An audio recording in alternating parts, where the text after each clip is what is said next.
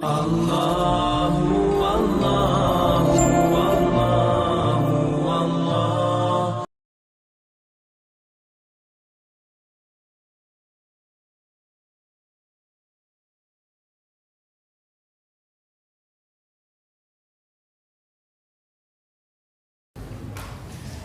Ada seorang sahabat bernama Umair bin Hamam. Saya pilihkan aja kisahnya karena sudah waktu duhur dekat. Umair bin Hamam ini teman-teman sekalian adalah salah satu sahabat yang sempat ikut di perang Badar.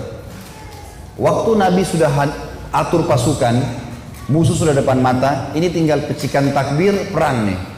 Sudah akan saling bunuh-membunuh. Lalu kata Nabi SAW dengan sabda yang masyhur dalam hadis Bukhari, demi Allah, tidak ada seorang pun dari kalian sekarang yang hadir di perang Badar ini, di kancah peperangan ini, terbunuh menghadapi musuh, kecuali pasti masuk surga yang luasnya seluas langit dan bumi.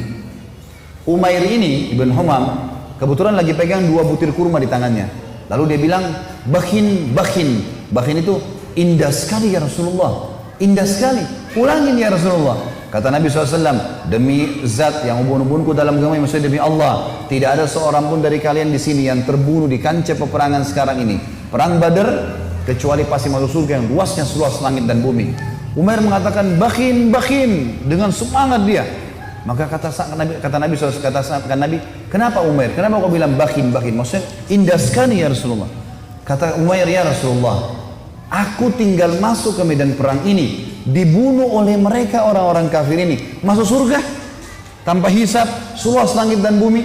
Kata Nabi SAW, iya. Kata Umair, itulah sebabnya saya mengatakan bakhin ya Rasulullah, saya akan kejar tuh. Baik, Umair ini rupanya dia manggil kurma, dia kunyah nih, sudah mulai pecikan tangan, Allahu Akbar, sudah mau saling nyerang nih. Umair makan dulu kurmanya, ada 2 butir kurma. Waktu dia lagi makan, dia bilang, wahai Umair, sesungguhnya kalau kau habiskan kurmamu ini, masih lama kamu dapat surga. Dibuang sama dia, dia maju berperang sampai terbunuh mati syahid. Lihat heroiknya sahabat ya, bagaimana mereka langsung menyambut apa yang disampaikan Allah dan Rasulnya.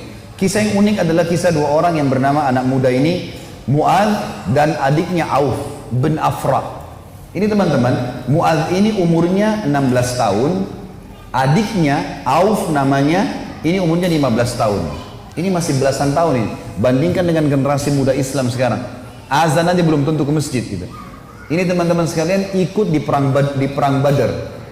Waktu ikut di perang Badar, Abdurrahman ibn Auf menceritakan kepada kita, mengatakan, waktu saya lagi lihat peperangan sudah akan berkecamuk nih, udah mulai mau berperang musuh, tiba-tiba ada satu orang anak muda 16 tahun namanya Mu'adz berkata kepada saya, kepada Abdurrahman bin Auf, paman, mana Abu Jahal? Kata Abdurrahman, kenapa kau tanya Abu Jahal? Kata Mu'adz, saya dengar dia orang yang paling suka menyakiti Nabi SAW di Mekah. Benar? Kata Abdurrahman, iya benar. Terus untuk apa kau tanya? Saya mau bunuh paman. Ini Abu Jahal ini saya mau bunuh. Kata Abdurrahman, baiklah. Kalau saya lihat nanti, saya akan beritahukan kau dia. Karena ini peperangan orang-orang lagi berkecamuk nih, kita belum tahu. Nanti kalau kelihatan saya lihat. Maka si Mu'adz nunggu di sebelah. Datang adiknya namanya Auf. Tanpa janjian nih, adiknya dia, umurnya 15 tahun. Datang sebelah tanya yang sama, paman, mana namanya Abu Jahal? Kata Abdurrahman, kenapa kau tanya? Saya dengar dia paling suka menyiksa Nabi SAW di Mekah. Benar? Benar. Untuk apa kau tanya? Saya mau bunuh paman. Kata Abdurrahman, baiklah, kalau saya lihat saya akan tunjukkan. Kata Abdurrahman, sementara 2 di kiri kanan saya ini sudah ada gemuruh-gemuruh suara orang sudah mau perang. Tiba-tiba Abu Jahal dari kejauhan kelihatan. Abu Jahal itu dari kepalanya sampai kakinya, kudanya juga sampai kakinya semuanya besi. Yang kelihatan cuma matanya saja. Dia dulu di atas kuda, dikelilingi oleh 10 baris pasukan. Lingkar. Nggak bisa ditembusin. Bayangkan kalau satu orang berdiri, ada orang buat lingkaran pertama, lingkaran kedua, sampai 10 lingkaran.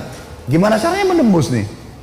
Kata Abdurrahman, waktu saya lihat saya bilang, itu Abu Jahal.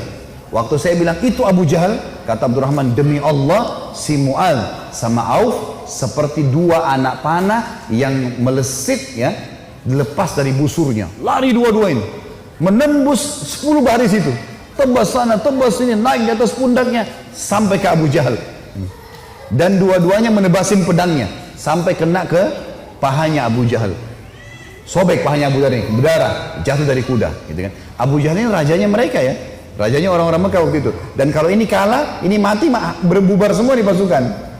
Yang terjadi teman-teman sekalian, si Auf, si adik ini 15 tahun, dikeroyoki oleh pengawal-pengawalnya Abu Jahal, mati syahid. Si Mu'adz ini sempat nangkis-nangkis, tangannya kena tebasan pedang. Tapi dia sempat keluar gitu kan. Dia keluar dari medan perang, 16 tahun teman-teman sekalian. Diambil imamahnya, diikat tangannya sama dia. Yang sobek itu, diikat sama dia. Dia masuk melawan satu tangan. Waktu dia lagi perang, dia rasa tangannya ini mengganggu dia. Kesakitan kan? Dia mau cari mati syahid nih. Dia keluar ke kancah peperangan, tangannya ini diinjak sama kakinya, ditarik sama dia. Diputus sekalian. Dia masuk berperang sampai terbunuh teman-teman sekalian. 15 sama 16 tahun yakin mati di medan perang, ini adalah syahid.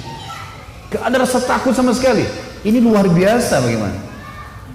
Kisah yang lain Abu Dujana. Abu Dujana radhiyallahu anhu ini sahabat Nabi, pernah begini, Syammah namanya dia Syammah ya. Beliau pernah ini Nabi SAW pegang pedang di perang Uhud. Udah masuk waktu? Hah? Hah?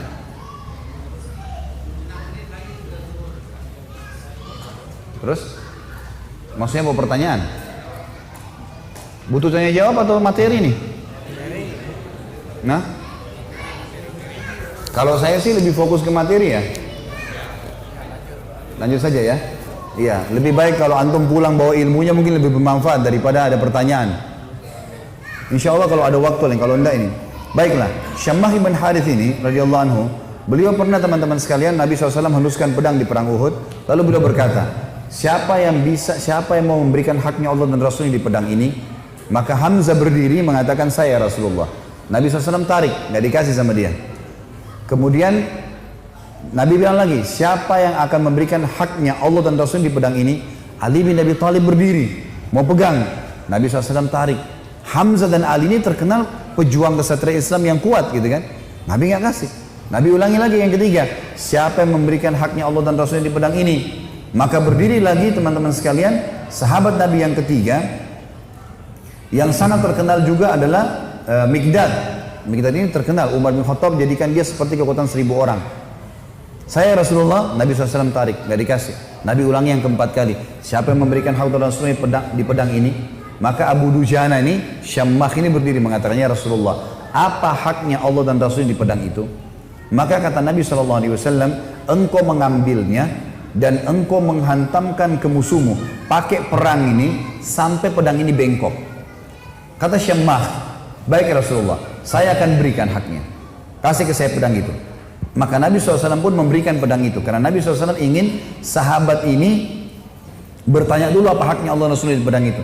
Maka diambil oleh Abu Dujana. Lalu Abu Dujana ini memegang pedangnya, lalu imamahnya tadinya warna merah, warna hitam, diganti warna merah sama dia.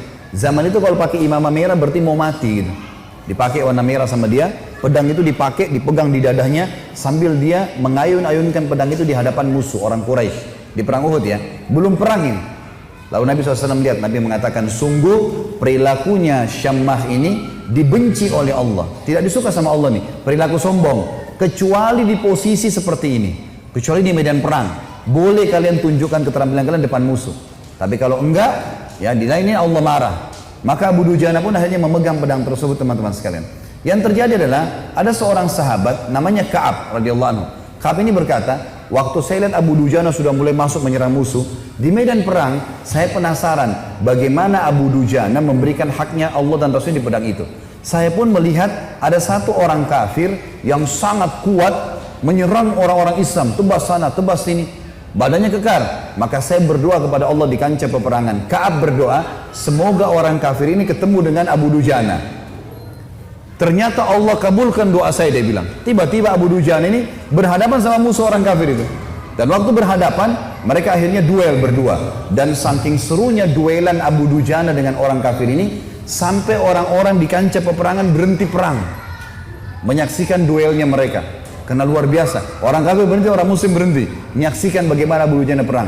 Sampai akhirnya Abu Dujana ditebas sama orang tersebut dengan pedang dengan sangat kuat, ditangkis sama perisai sampai perisai itu terbelah dua dan pedangnya orang kafir melengket. Maka Abu Dujana pun akhirnya menebaskan pedang itu ke arah orang kafir, yang sampai membuat orang kafir itu terbelah bagian setengah badannya. Akhirnya matilah orang itu. Maka kata Ka'ab, aku pun akhirnya menghadap ke Abu Dujana dan dia berkata, wahai Ka'ab, bagaimana pendapatmu? Bagaimana yang kau lihat dengan ini? Maka dia pun tersenyum. Artinya Abu Dujana betul-betul mengerjakan apa yang diperintahkan oleh Allah dan Rasulnya. Tentu dalam medan perang cukup banyak kisah-kisah teman-teman sekalian. Juga ada kisah yang sangat unik sebenarnya, saya disimpulkan, insya Allah 1 menit saja. Ada namanya Hamrat Asad. Waktu para sahabat kalah di perang Uhud, ada 70 sahabat mati syahid. Sisanya, kan sahabat yang pergi perang Uhud itu 700 orang ya. 70 orang mati, jadi sisa 630 orang.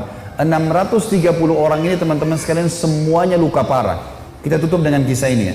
Luka parah semuanya. Nabi pun berdarah pipinya, keningnya berdarah SAW, giginya pecah. Pundaknya sempat dihantam oleh Ibnu Qami'ah. Beliau mengatakan, saya rasakan sakitnya sebulan. Ini sahabat semua, 630 orang luka semuanya. Dan minimal mereka luka 5 luka di tubuhnya. Di dalam kisah ini dikatakan teman-teman sekalian, pulanglah mereka ke Madinah di perang Uhud. Sedih, sahabat banyak yang kalah. Waktu itu karena awal peperangan menang, pulang ke Madinah. Waktu masuk di Madinah, tiba waktu maghrib. Sahabat-sahabat ini 600 orang banyak tidak bisa ke masjid. Gak bisa. Ada 2 anak muda umur 14 tahun sama 15 tahun. Sama 15 sama 16 tahun. Tapi bukan si Auf tadi, orang lain ini. Ini anak muda ini saking banyaknya luka di badannya sampai ditaruh di atas kuda, lalu diturunkan, dimasukkan di dalam rumah, ibunya tinggal rawat, gak bisa bergerak apa-apa lagi. Sholat pun dalam kondisi isyarat mata, udah sakit semua nih, gitu kan? Baik, habis sholat subuh teman-teman, turun perintah Allah. Ini 1 hari setelah perang Uhud, ada perang namanya Hamrat Asad, nama lokasi. Hamrat Asad ini nama lokasi, Asad artinya singa. Hamrat ini wilayah warna merah karena gunungnya banyak warna merah. Perintah Allah kepada Nabi Muhammad SAW, perintahkan semua sahabat Muhammad yang ikut di Uhud kemarin, 630 orang yang luka itu, semuanya keluar lagi, kejar lagi itu orang-orang Quraisy. Pasukan kalah ya, luka semua. Maka tersebar berita, pemanggil-pemanggil Nabi, hai sahabat-sahabat Nabi yang kemarin ikut Uhud, bukan orang baru, yang luka-luka parah, semuanya oleh Nabi disuruh ngejar menuju ke Hamrat Asad, kejar Quraisy. Maka sahabat-sahabat banyak, diantaranya Usaid bin Khudair, ada yang lagi nempel daun untuk mengeringkan lukanya, dicabut sama dia. Sami'na wa ata'na, kami patuh dan tenang. Dicabut semua luka-luka mereka yang tempel-tempelan, mereka pergi sambil ngalir darah. Ada 2 orang anak muda 15 sama 16 tahun. Ini di sini di riwayat tidak disebutkan namanya, yang tertidur di atas ranjang, ibunya ngerawat, sholat pun dengan isyarat mata. Waktu dengar ada orang teriak, wahai yang hadir kemarin di Uhud, semuanya tidak terkecuali telah turun perintah Allah kepada Rasulnya Muhammad SAW untuk mengejar Quraisy. Tidak 1 orang pun boleh tinggal di Madinah. Luka parah. Maka adik kakak ini bersebelahan tidurnya. Kakaknya bilang, wahai adikku, tidak mungkin kita tinggal di atas ranjang begini sementara panggilan Rasulullah ada 16 dan 15 tahun ini. Maka kata adiknya, bagaimana caranya kak? Kita nggak bisa bergerak nih. Apa kata kakaknya? Demi Allah, saya akan seret kamu sekali, kamu seret saya sekali, sampai kita menjawab panggilan Allah dan Rasulnya. Luar biasa. Saya waktu baca kisahnya sampai netes air mata teman-teman sekalian. Luar biasa. Dan akhirnya mereka seret-seretan sampai tiba di depan Nabi SAW. Ada yang berdarah, ada yang ini. Terutama 2 anak muda ini naik di atas kuda itu sambil diseret jalan ya. Waktu mereka diseret semua pada nangis lihat. Ini luar biasa orang ini. Dan akhirnya sahabat ini semuanya pergi ke sana.